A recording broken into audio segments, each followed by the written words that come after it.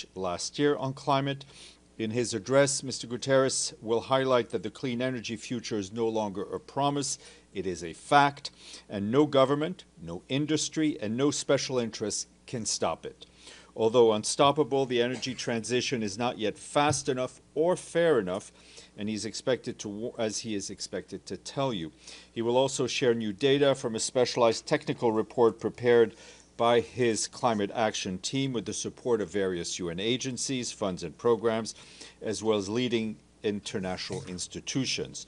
The report, which will be released tomorrow, shows the latest available science and evidence on the progress and opportunities and benefits of the emerging clean energy economy. If you can't join in person, I think you've all received RSVPs on how to connect, and the speech will be broadcast live on UN Web TV.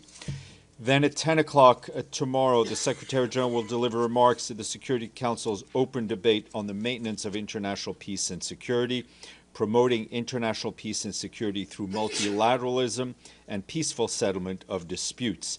He's expected to note that around the world we can see the utter disregard for, if not the outright violation of international law, including international human rights law, international refugee law, international humanitarian law, and the UN Charter itself, and all of this without any accountability. The Secretary General is expected to highlight that diplomacy may not have always succeeded in preventing conflicts, violence, and instability, but it still holds the power to stop them. I also expect him to speak to the situation in Gaza in his remarks tomorrow. This morning in the General Assembly Hall, the Secretary General spoke to the high-level political forum.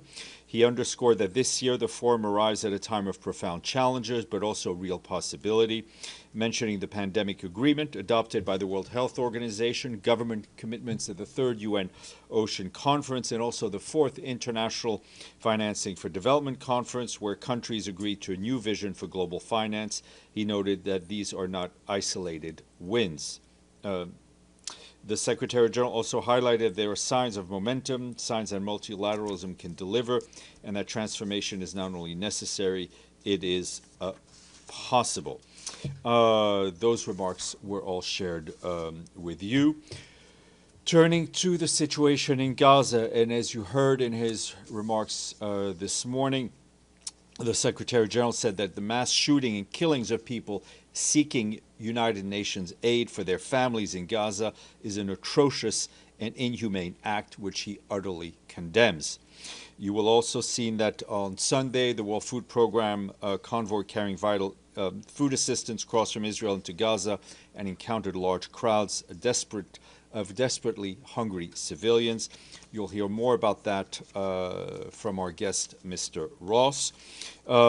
As for our colleagues at the Office for the Coordination of Humanitarian Affairs, they tell us that amid ongoing shelling, displacement, and destruction, it continues to receive deeply concerning reports of severely malnourished people who are arriving in medical points and hospitals in extremely poor health.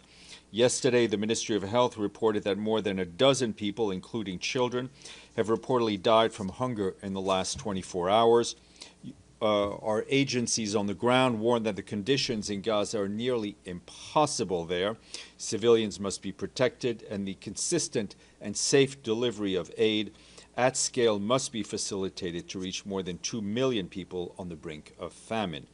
And as you are well aware, over the weekend, Israeli military issued another displacement order in Deir al-Balah, spanning 4 neighborhoods. Our humanitarian affairs colleagues warned that the mass displacement order has dealt yet another devastating blow to the already fragile lifeline keeping people alive across the Gaza Strip. This directive cuts through the Deir al-Balah all the way to the Mediterranean Sea, further fragmenting the Strip and pushing people into overcrowded, unsafe areas with no shelter and no access to the most essential supplies needed to survive. Initial estimates indicate that between 50,000 and 80,000 people were in the area at the time the order was issued, including 30,000 families sheltering in 57 various displacement sites. Several primary health clinics and medical points within the newly designated areas is the southern Gaza desalination plant and other vital water infrastructure. The plant is a main source of drinking water for internally displaced people in al-Mawasi, and it serves hundreds of thousands of people, producing about 2,500 cubic meters of water per day. The loss of this facility would be catastrophic for the people who depend on it for access to fresh water. As of early July, 80% of water, sanitation, and hygiene facilities fall within the Israeli militarized zone or in areas that have been placed under displacement orders. In June, it was estimated that 93% of households have no access to direct water. UN staff are remaining in Deir el-Balah. They are spread across a dozen premises. Their coordinates, their location, have been shared with all relevant parties to this conflict. These locations, as with all civilian sites, must be protected, regardless of the issuance of the displacement orders. Meanwhile, our humanitarian partners have relocated to the northern part of Deir el-Balah or al-Mawasi. OCHA reminds us that 87.7% of the Gaza is now under displacement orders or within displacement zones, squeezing about 2.1 million people into a fragmented area of the Strip where hardly any services are available. UN agencies also tell us that 1.35 million people in Gaza need shelter and household items. Harsh weather, humidity, overcrowding, and frequent disassembly and reassembly of tents and tarpaulins lead to shorter lifespan of shelter items, further exacerbating the dire situation. No shelter supplies have been allowed to enter Gaza for more than 4 months. That's 140 days. Meanwhile, the fuel crisis continues. The limited quantity that have been allowed to enter Gaza in recent days are hardly sufficient. UN agencies and our partners are prioritizing this fuel for the most critical operations. And just to update you on the efforts of our new humanitarian coordinator for the occupied Palestinian territory, Ramiz Al-Akbarov, who arrived recently. He met with the Prime Minister of the State of Palestine, Dr. Mohammed Mustafa, in Ramallah. At a press conference, Dr. Al-Akbarov called for an immediate and permanent ceasefire, the unconditional release of the hostages, and the lifting of all restrictions and on access to people in Gaza. To address immediate needs, he said humanitarian organizations must be able to use a traditional system of aid delivery, noting that these are currently undermined by violence, including armed looting and recurrent shooting at civilians seeking aid, which he said must be independently investigated. Turning to Yemen, we have seen the recent escalation between the Houthis and Israel, and I can tell you that the Secretary General is deeply concerned about the renewed airstrikes on Hudaydah port conducted by Israel today. These strikes occurred while the UN mission to support the Hudaydah agreement was patrolling locations in the northern part of the port. The Secretary General is also deeply concerned about the continuing missile and drone strikes conducted by the Houthis against Israel. He urges all involved to cease all attacks immediately. The Secretary General recalls that international law, including international humanitarian law as applicable, must be respected by all parties at all times, including the obligations to respect and protect civilian infrastructure. The Secretary General remains profoundly concerned about the risk of further escalation in the region and reiterates his call once again to all involved to cease all military actions and to exercise maximum restraint. The Secretary General also reiterates the call for the immediate and unconditional release of all UN and other personnel arbitrarily detained by the Houthi authorities. And I have a statement to share with you, which I was just given, but the font is small, so I need my glasses. This is on the situation in Gaza. The Secretary General is appalled by the accelerating breakdown of humanitarian conditions in Gaza, where the last lifelines keeping people alive are collapsing. He deplores the growing reports of children and adults suffering from malnutrition. The Secretary General strongly condemns the ongoing violence, including the shooting, the killing, and the injuring of people attempting to get food for their families. Civilians must be protected, civilians must be respected, and they must never, ever be targeted. The population in Gaza remains gravely undersupplied with the basic necessities of life. Israel has the obligation to allow and facilitate by all means at its disposal the humanitarian relief provided by the United Nations and other humanitarian organizations. The Secretary General notes that the intensification of hostilities in recent days comes as the humanitarian system is being impeded, undermined, and endangered. A new evacuation order in parts of Deir el-Balah, homes for tens of thousands, pushes people into more desperate conditions and further displacement and restricts our ability to deliver life-saving aid. As I mentioned, UN staff is remaining in Deir el-Balah, and 2 UN guest houses have been impacted, despite the parties having been informed of the location of UN premises, which, as you well know, are inviolable. These locations, as with all civilian sites, must be protected regardless of evacuation orders. The Secretary General reiterates his urgent call for the protection of civilians, including humanitarian personnel, and the provision of essential resources to ensure their survival. He once again calls on the immediate and unconditional release of all hostages. We stand ready to significantly scale up our humanitarian operations. The time for a ceasefire is now.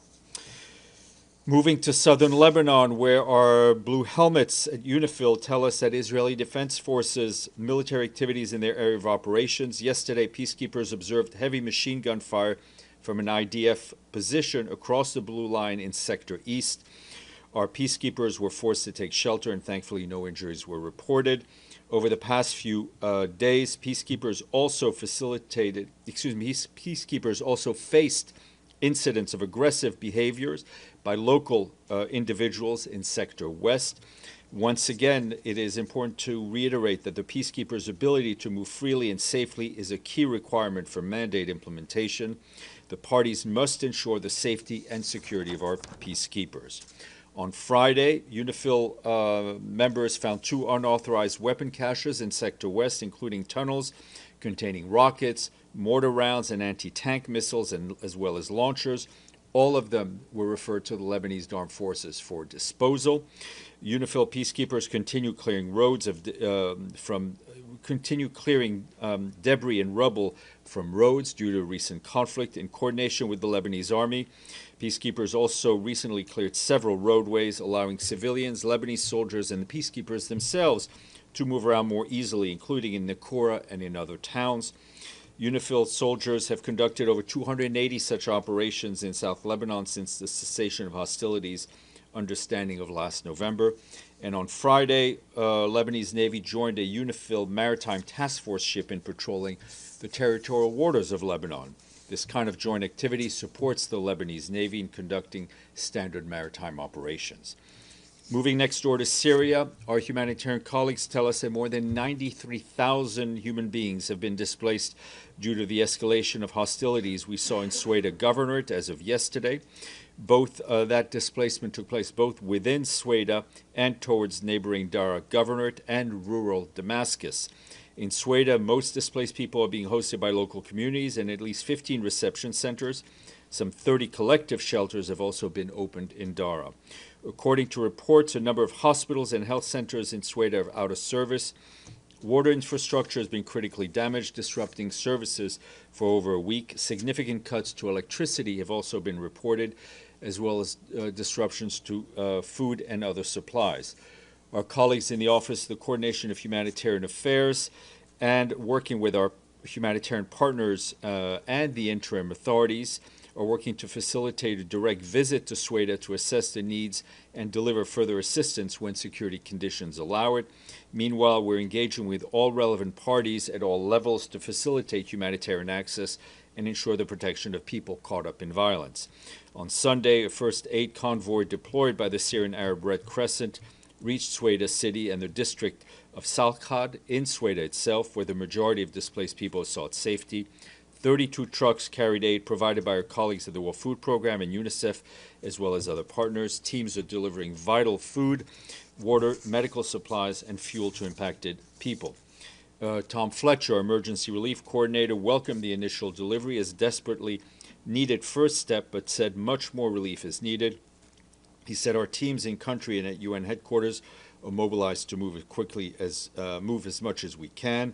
We're working with our partners to prepare next convoy of supplies to be sent through the Syrian Arab Red Crescent Society. Meanwhile, in Dara, we and our partners are delivering food, nutrition, water, health, and other critical items to newly displaced people reception centers. We continue to urge all parties to protect people who've been caught up in the violence, including allowing them to move freely to seek safety and medical assistance. You will saw over the weekend we issued a statement in which the Secretary General welcomed the signature of the Declaration of Principles between the government of the Democratic Republic of the Congo and the M23 movement. That signature was done in Doha, in Qatar. The Secretary General commends this important step, which opens a pathway towards lasting peace and security and the return of persons and refugees. He urges all parties to ensure the swift implementation of the commitments undertaken and expresses his appreciation to the state of Qatar for its facilitation of this process. We remain committed to supporting efforts towards peace, protection of civilians, stability in the DRC, in close collaboration with national, regional, and international partners. Turning to the situation in Sudan, our humanitarian colleagues warned that the humanitarian crisis in Sudan continues to deepen as cholera is increasingly spreading. Just yesterday, an association of Sudanese doctors in Tawila in North Darfur reported more than 1,300 confirmed cases in just 1 week. That's a dramatic surge and underscores the urgent need to scale up our response. Tawila, as you will recall, is hosting several hundred thousands displaced men, women, and children, the majority of whom fled deadly attacks in the famine-stricken Zamzam camp near Al-Fasher in mid-April. Our partners on the ground have been struggling to keep pace with the growing needs in the area, and the challenges will only increase as the rainy season sets in. Local and international partners have set up cholera treatment centers, but the current capacity is far from sufficient to cope with the rising caseload. Additional resources are needed immediately. This includes more treatment centers, mobile health facilities, ambulances, and waste management tools. Meanwhile, in eastern Sudan, in Kassala state especially, OCHA says that earlier this month more than 1,400 people were displaced because of flooding that followed heavy rains. More than 280 homes were destroyed. A needs assessment mission by OCHA and our partners found that people returned to their villages are forced to rely on open water pools, contaminated waste, and other pollutants, as no other source of water is available. This obviously increases the risk of waterborne diseases. In White Nile State, many residents are returning to their homes. In Umrimta locality, an assessment by OCHA and our partners last week found that health, water, sanitation, hygiene support is urgently needed. We and our partners are working to mobilize supplies before the rain cuts off access. And returns to Khartoum and Blue Nile State are also increasing, with authorities beginning to restore basic services. At Sudan's northern borders, returns from Egypt have surged. IOM tells us that nearly 200,000 people have crossed back into Sudan so far this year. IOM says that since November last year, more than 1.3 million have returned to their areas of origin. However, those who are returning face serious challenges as the threats, especially from the threats of unexploded ordnance. These conditions often lead families to return to displacement sites, undermining the sustainability of these efforts. And last but not least, turning to Europe and Ukraine, our humanitarian colleagues tell us that over the weekend and into today, attacks killed nearly at least 20 civilians and injured more than 100 others, including several children. That's according to authorities. As you know, we condemn any killing of civilians. These strikes impacted the capital, Kyiv, as well as western and frontline regions, damaging homes, schools, and health facilities. In western Ukraine, in the Ivanko-Frankivsk region, which hosts many displaced people and had previously been less impacted by hostilities, they suffered the largest attack since the escalation of the war in 2022. And in eastern and southern Ukraine, hostilities in areas near the front lines of Donetsk, Dnipro, and Kherson regions also caused civilian casualties and further damage to schools, health facilities, and apartment buildings. In Odessa, in Kharkiv, and Sumy, other regions are also reported that homes and shops were destroyed, electricity, and public utilities were disrupted. Humanitarian organizations with support from our agencies provided shelter materials, non-food items, and other support and assistance for children in Odessa, Pavlograd, Kyiv, and Ivano-Frankivsk. They coordinate with local authorities and first responders. That's it. Edie, then Michelle. Thank you, Steph. When you said that the Secretary General was concerned, or what, about 2 guest houses in Deir el-Bala being impacted. Yeah. What does impacted I mean? mean, they suffered damage. The UN staff inside was, to say the least, rather rattled, and we're trying to assess the damage. Okay. And you said that the UN is definitely planning to stay in That's correct. Deir el-Bala. Is there any indication of how many Palestinian civilians have fled or are leaving the area? Well, we have the number right now that have been impacted, which I shared with you. Obviously, we'll have to wait about 24 hours to see how many actually leave. And in terms of cholera in Sudan, is there any output from what's happening in El Fasher of whether the cholera outbreak has gone there as well? Our ability to work in El Fasher is severely limited, to say the least. Michelle. Thank you, Steph. When you say these guest houses were struck, but with what and by whom? And, oh, sorry, go ahead. Yeah, one we understand may have been an incendiary device. Others were shrapnel. Unclear whether it was targeted, whether it was just combat. As I said, the investigation is ongoing. So unclear which party? It's ongoing, but obviously, I think as you saw, there were heavy reports of Israeli airstrikes in the area. And then when you speak about the staff that are staying in the area that's under the evacuation order, how many staff are we talking about? I'm not going to go into exact numbers at this point, but they are both international from a wide variety of countries and national Palestinian staff with their dependents. Gabriel. Following up on both of those questions, what would be a point where the Secretary General feels that it is no longer safe for UN staff to work in Gaza? Look, the assessment is made, I'd like to say, not more than daily, right, depending on the conditions on the ground. I mean, the Secretary General obviously is ultimately responsible for the safety of the staff. We also have a responsibility to those Palestinians that we've been desperately trying to help, especially since this war, this phase of the conflict started. I can tell you that our colleagues on the ground are more than dedicated. I mean, I think dedicated doesn't really carry the sentiment that they show every day in staying in the front lines, staying in safe houses that are being attacked, trying to deliver aid, as one of our colleagues mentioned, sitting in, I think Carl Scow mentioned, sitting sometimes in cars for 16 to 18 hours waiting for a green light. We can only salute the work that they've been doing, as well as all of our Palestinian colleagues who not only are there as humanitarian workers, but are there as Gazans and who are themselves hungry, who are themselves worried about feeding their families. Deji, then Pam. Also, a follow-up first on the UN facilities in Deir el-Bala. As I understand, if I understand correctly, the UN staff is going to stay in Deir el-Bala no matter there's evacuation order or not. Am I understanding correct? We are staying, currently staying. And as we've been saying from the beginning, when it comes to the protection of civilians, the protection of humanitarian workers, Israel has a responsibility to protect them, whether they stay or whether they go.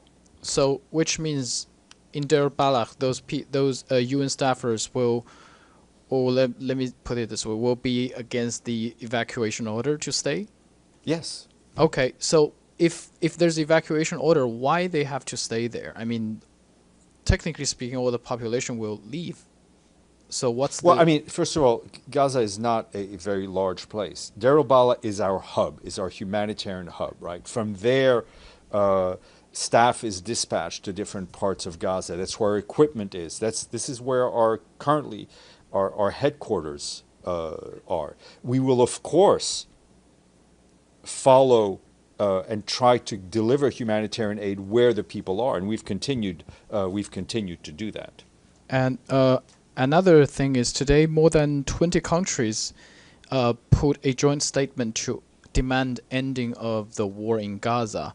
Any response from the Secretary General? I don't think the statement was addressed to the Secretary General. The Secretary General has been demanding an end to this conflict for quite some time, as you hear me say every day. He's been asking, demanding a ceasefire. He's been demanding the release of the hostages. He's been demanding the delivery of humanitarian aid at a scale that meets the needs.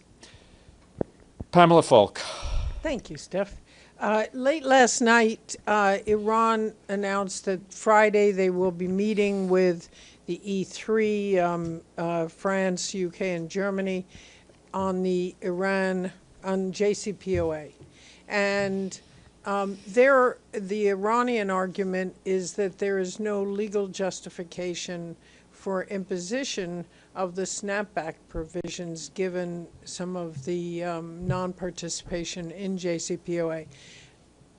UN is a party to the agreement. What is the UN's view on snapbacks? No, we are not, the issue of snapback is in a Security Council resolution drafted and adopted by Security Council members.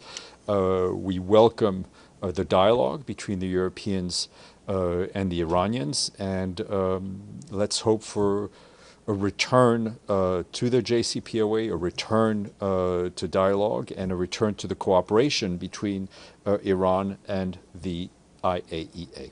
And so UN itself, I mean, no one affiliated with all of the negotiations. We are not at those discussions. Thank you. Okay. Yes, sir.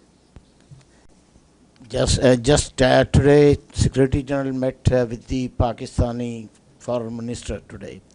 And, you know, there is a brewing crisis over there after this ceasefire, which is on a hold. Was there any discussion on India-Pakistan situation and how the Secretary General regards Pahalgam as a disputed territory or part of India? I do not have a readout yet of that meeting. As soon as I have something, I will share it with you. Stefano. Thank you, Stefan. The United States is the only country that has a leverage on Israeli government at the moment. So does the Secretary General think that the fact that the United States doesn't have at the UN at the moment an ambassador yet, all these months is not been able to really establish a policy with the United States that could help use this leverage in convincing Israel Stefano, I'm not to sure do I understand the question addressed to me. What I'm just trying to say is that I suspect that the Secretary General, when has to now deal with Israel, that is in the lowest point of the relationship, I believe, between Israel and the United Nations, the only way is going through the United States. Is it correct to say something like that? I will leave all that analysis to you. We continue to have very regular contacts with Israeli authorities in Jerusalem and in Tel Aviv. We continue to push those countries that have an influence on the parties to use that influence to bring an end to the conflict in Gaza.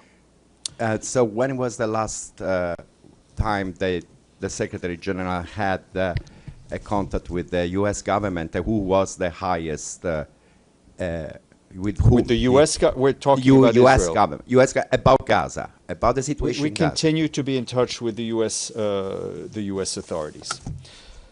Okay. I don't. Any questions online? I don't. No.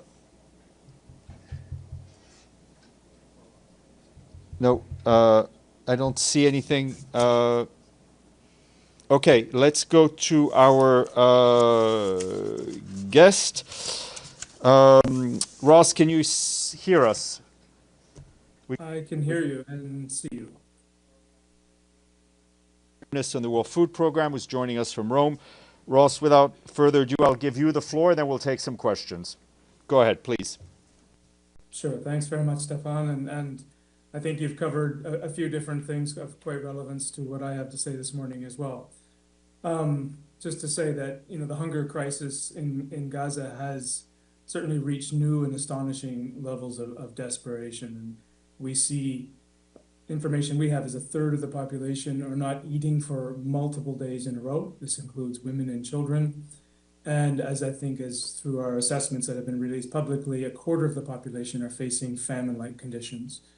We see severe acute malnutrition surging, so almost 100,000 women and children are suffering from severe acute malnutrition and need treatment as soon as possible.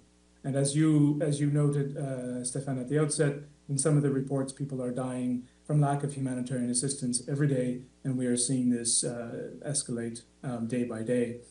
Clearly, food assistance, from my perspective, but humanitarian assistance more broadly, is the only solution at the moment. The markets are non-functional and nothing is really moving inside Gaza. For us, there are a set of minimum operating conditions for us to operate. And we need these to be in place in order to move effectively, to work effectively. This includes crossing points into Gaza, includes proper routing inside Gaza itself so we can move independently and at choice. It includes the reduction in waiting times and approval times. And you noted, Stefan, from our deputy executive director, his anecdote of waiting for 16 hours to move from one location to another. And these sort of conditions really create a lot of problems on the ground for both civilians and for our operations. These minimum operating conditions include more than 100 trucks a day that we need to move in order to have sufficient scale to alleviate the desperation that's there. And until we have that scale of assistance, there's going to be really, really difficult to control the situation on the ground. We also need to have no armed actors near food distribution points, near our convoys, and near the movement of those convoys from one place to another. We need to be able to reach people where they are, not in otherwise predetermined locations. And I would say above all, Stefan, that we have had agreements in principle on these things, but we have not had adherence to these in practice in Gaza itself. And this is really where the breakdown is. And it's where we see incidents like you referenced yesterday take place. And so for us, in order to operate, the minimum are these conditions I've just outlined here, but adherence to those conditions by all parties inside Gaza. I can only highlight the critical nature of somebody, I think there's someone online. I can only highlight the critical nature of the ceasefire and the need for a ceasefire at the moment so that we can move effectively. Yesterday's incident is one of the greatest tragedies we've seen for our operations in Gaza and elsewhere while we're trying to work. And it's completely avoidable and it's an absolute tragedy. So, Stefan, I'll just start with those opening points. I'm happy to answer any questions on details. Thank you. Very much, Ross. Edie? Thank you very much on behalf of the United Nations Correspondents Association for doing this briefing. My name is Edith Lederer from the Associated Press. A couple of follow-up questions from the attack yesterday on the WFP convoy. What is WFP's estimate of how many people were killed and injured? We've seen reports of, I believe, 80 people killed and which have been questioned by the Israeli authorities? And second, do you have any indication that any of this was organized by either Hamas or gangs? Thank you. Thank you. Go ahead, Ross. Go ahead, Ross. Okay, thanks, Edie. So we cannot independently verify, casualties associated with this incident yesterday. When I spoke to the team immediately after the incident, they had information that there was at least 40 people had been killed and there were a larger number of injuries.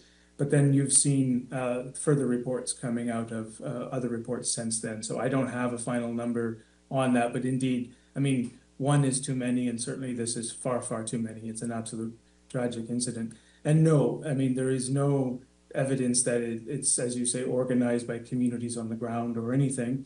I think what we are seeing here is the impact of a really desperate crowd that were clearly aware that there was going to be a movement of our food convoy from the crossing in Sikkim, and were anticipating that, and they moved en masse towards a checkpoint. And so the desperation is people are putting their lives on the line, clearly, in anticipation of being able to get something from a truck. So that's, I think, is what precipitated this incident. Thank you. Then Gabriel. Thanks, Ross. Michelle Nichols from Reuters. Sorry, I've got a couple of questions, and you can come back to me if it's too many. You mentioned the agreement for 100 trucks a day. On average, how many have you been getting in? And also there seems to be the issue of how many operational trucks there are within Gaza, given that you have to unload on the Gaza side of the border and then reload onto trucks.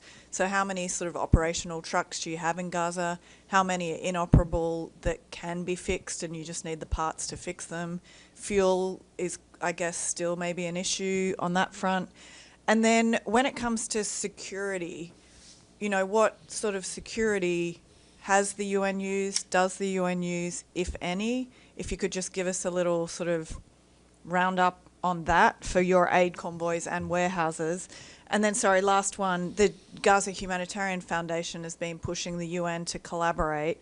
Obviously, we all know where the UN stands on that, but have you had any discussions with the GHF, and have they explained to you how such collaboration might work if you were to go down that route? That was my last one.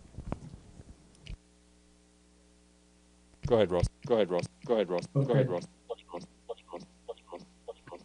Thanks. I'll take these. A few questions there. Thanks, Michelle. Yeah, in terms of, since the middle of May, we've only been able to move less than 10% of what's needed in terms of number of trucks. So rather than counting trucks, that's kind of what we're looking at as a metric, and so clearly that's not enough. And during the ceasefire earlier this year, we were moving more than 200 trucks just of WFP food assistance alone and that's the level that's needed. I will say that we have enough pre-positioned outside of Gaza to provide assistance for the entire population for 2 months if we can get a ceasefire and if we can move. So we have the capacity outside. We also have, to answer your question on inside, we do have, of course, spare parts and other issues are always there, but we do have the capacity, the logistics capacity, if we have those operating conditions to move. Fuel is an issue, of course. So in order to be able to operate in the context of a ceasefire or a context where all of these minimum operating conditions are met, we need obviously fuel to run the vehicles. We do not use armed escorts for our convoys, and further, we do not have any operational relationship with GHF. And I think I'll revert to all the other briefings you had on this. We of course talk to, in every context, we talk to many people, but certainly we do not have an operational agreement with GHF. Benno? Thanks, Ross. Benno Schwinghammer with the German press agency. You mentioned nearly 100,000 people suffering under acute malnutrition. Can you give us a clearer picture what that means? How long do you estimate would it take for people to starve to death in Gaza on a large scale if nothing changes? Yeah, thanks, Benno. I mean, severe acute malnutrition, the mortality risks are very, very high, especially for young children. So they need treatment immediately. We are seeing reports, and many of these are, of course, anecdotal reports, but lots of reports of people dying of starvation now. It's very different for an adult versus a child, what it takes to starve to death or to die of acute malnutrition. But we are seeing many of those reports. I don't have more specifics than that, and I can just refer you back to some of those assessments we've done on the percentage of the population in famine, for example. So you see reports about starvation now, and you deem them credible? We certainly see reports of, and we hear reports of people that are starving to death, and we certainly have the numbers of people that are suffering from severe acute malnutrition, as well as our monitors and our monitoring information that tell us, as I mentioned at the top, the number of people that are skipping, including women and children, meals, food for multiple days in a row. So certainly we have evidence of the severity of the situation. Gabriel, then Dulcie. Thank you, Ross. This is Gabriel Elizondo from Al Jazeera English. A follow-up question on the incident that took place yesterday. You said that your convoy, as it approached the civilians, came under fire from Israeli forces. My question is, did you guys know that the Israeli forces were there, but there was an agreement that they would allow the safe passage of this aid, or did you not know that they were there and you were surprised by them? When I say you, I mean the WFP convoy. Thank you. Okay, thanks, Gabriel. Yeah, I mean, I think these are known positions, and so known routes of trucks and known locations of checkpoints.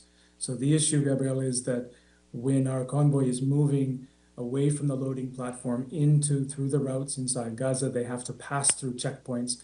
Civilians are anticipating these trucks to arrive, and they crowd the checkpoints.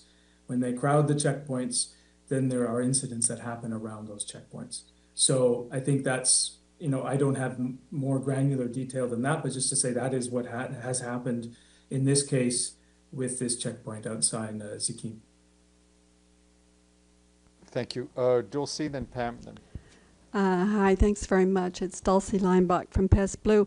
I did want to go back to the notion of collaboration with GHF, because they're holding media briefings every morning now, and they paint quite a different picture from what the UN is saying and how UN defends itself by not working with the GHF. And they say, they even direct their remarks to Cindy McCain saying, give us a call, basically, we want to talk. So my sense is they're getting a little more aggressive about, or at least concerned about these killings and their aid hub operations. And they also say things like, there are 100 UN trucks waiting outside and the food's rotting, and, how can the UN let this happen? So if you could just, I know the UN says that the GHF is not using international humanitarian law obligations. But what about the possibility at this point working with them because they never say how they would work with you. So that's the big question. Thanks. Yeah, thanks for the question. I mean, I probably am repeating points you've heard before, but certainly as a humanitarian organization, the work we do and upholding those humanitarian principles are vital for the trust that people put in us. Civilians inside Gaza put trust in us, and of course, people everywhere around the world that we support. So, we talk to many people in the course of our work, but we only have operational relationships with people that uphold those values and principles by which we are able to operate. And so that is our stance. We do not have an operational partnership with GHF. We understand, of course, we know what they are doing inside Gaza. They are working there and they are working in parallel to our operations, and that's fine. But we are not, we do not have an operational relationship with them.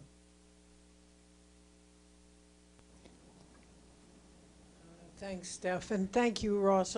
Follow up, I had a different question planned, but follow up to this last question.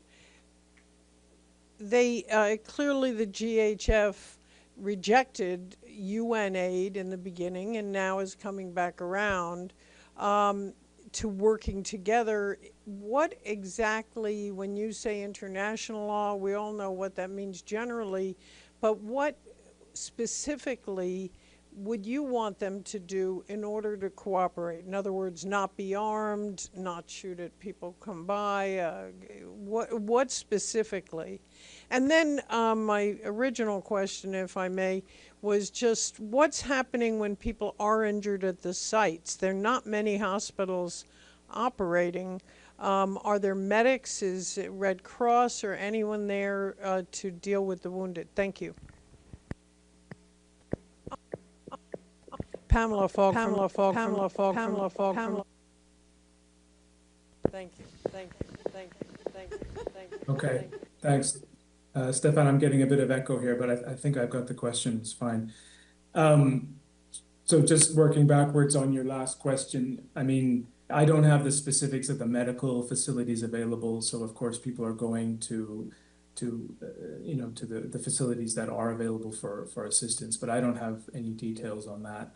And on just to go back on GHF, I mean, we have the capacity to provide all the support and the scale up necessary in Gaza to meet the food needs of people there. And so that is our position. We certainly have proven that, and during the ceasefire, and of course prior to that in another context. And so, we are certainly working with many partners in many contexts, and all of them align with our humanitarian principles and our values and our way of working. And so I think that is our standing position on this. And I won't comment specifically on what GHF would need to do. I'll actually refer you to them, and they can probably answer that question a little bit, or at least expand on it. I think our position is quite clear on this.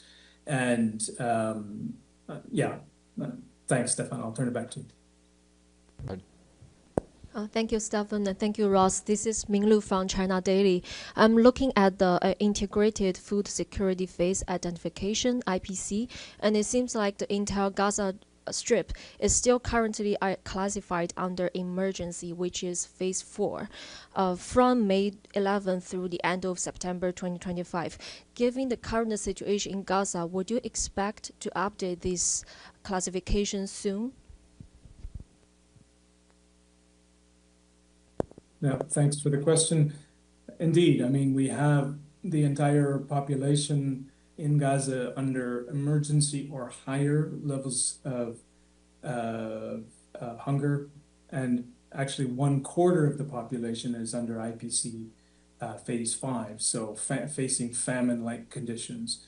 And I anticipate that number to grow just given what we are seeing on the ground. So we do update the IPC regularly, both the assessments and the forecast that you're referring to there. So we will have an updated one in the future, yeah. Thank you. We're going to go online. Magdalena from Bloomberg. Magdalena, go ahead.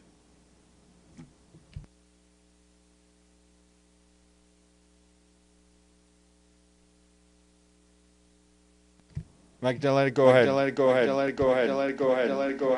ahead. Wait, can you hear me?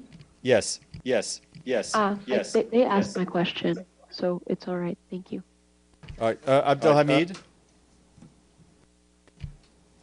Sir Ross, I hope you hear me. This is Abdelhamid Sayam from the Arabic Daily Al-Quds Al-Arabi.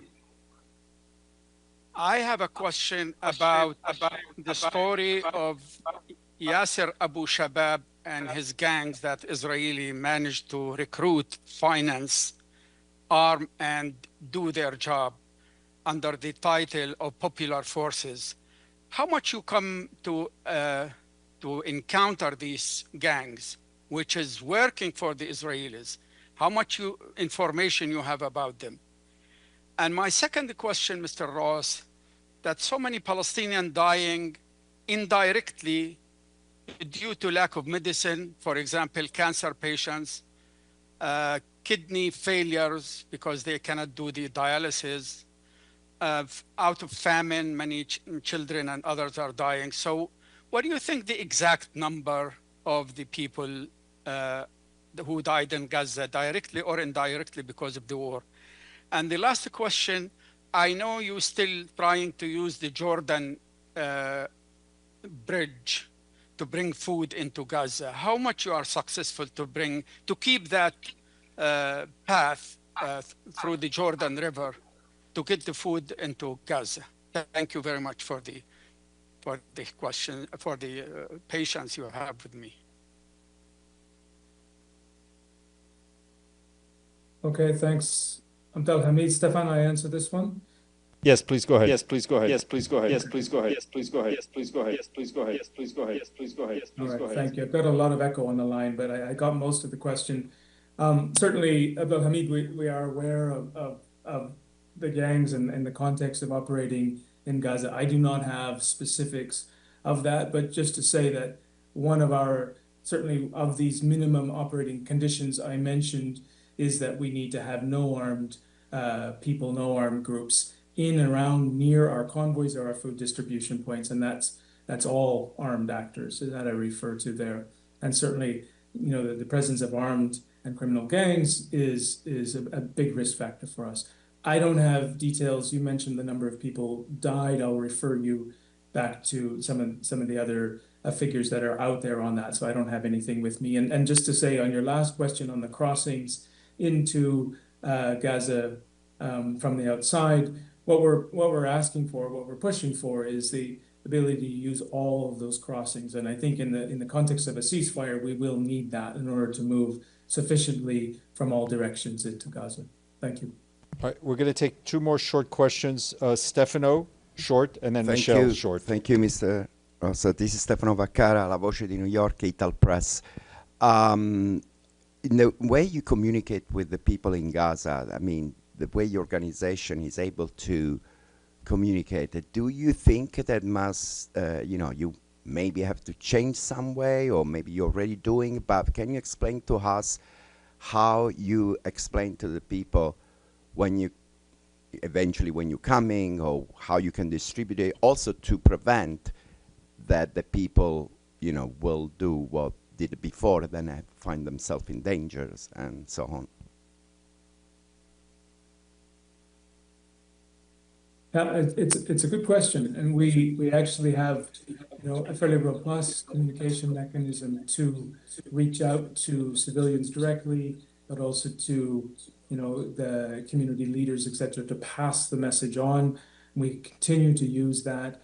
Unfortunately, it is not preventing what we've seen yesterday, and that's because of the desperation of people. They know that the risks are there because, of course, they have seen it firsthand, but they continue to crowd in these locations where there is live fire and where there are armed actors and where there have been previous incidents. And so it just gives you, I think, a real reading on the level of desperation. An individual must feel a decision that they must make to go out in front and potentially be fired upon in order to receive a bag of food. Thank you, Michelle. Thank you. Thanks for coming back to me. On GHF, when it comes to collaborating with the UN, I'm just going to keep it blunt. We're just trying to work out what they would have proposed or what they have proposed to the UN. Does it involve the UN having to pay GHF for security for aid convoys and aid distribution? Is that what they're proposing to the UN? And then when it comes to getting your 100 trucks in a day, why isn't that happening? What's the simple answer on why that's not happening? Yeah, thanks. So starting with your last question, I think it is all of the reason we're not able to move at scale there is all of the things I've mentioned on the operating environment inside Gaza itself. So, the time it takes to move from one location to another, the difficulties in getting approvals to move from from a loading zone or from a platform into Gaza, the routes being taken, etc. There are many, many factors there that is really, really limiting what we can do. And then, of course, it is our own operational decisions about the risks that we are having to take and the risks that we put civilians and our staff under with some of these situations. So that is the reason we're not able to move at scale, is because these minimum operating conditions are frankly not being met, and even when they're agreed, they're not being adhered to by actors on the ground. On your first question on GHF, I don't have the specifics of what they are asking from the UN. I think there's probably more, in the press of what they're asking of the UN than there is actually specific outreach to the UN, frankly. So, as I said before, we work with many partners in many countries, and we work with partners that uphold the humanitarian principles and allow us to operate in a safe and effective way for the people that we serve. Ross, I'm going to ask for your indulgence. We're going to squeeze in one last question from Al Jazeera. Go ahead. Thank you very much, Bisan Abu Quaik from Al Jazeera Arabic. Just a quick question. What sort of message was sent to the Israelis after yesterday's incident, given that the Israeli forces were the ones who actually fired at the crowds? Thanks. We have regular contact, of course, and there was a lot of dialogue yesterday and continued dialogue today as follow-up to that incident. So I know there is follow-up happening in terms of investigating what happened, and we're anticipating some response to us. So I don't have more details than that at the moment, but indeed we're waiting for that. Very, very much for your patience and for doing this on very short notice. We very much appreciate you and all your colleagues on the ground. Thank you very much. All right, thank you.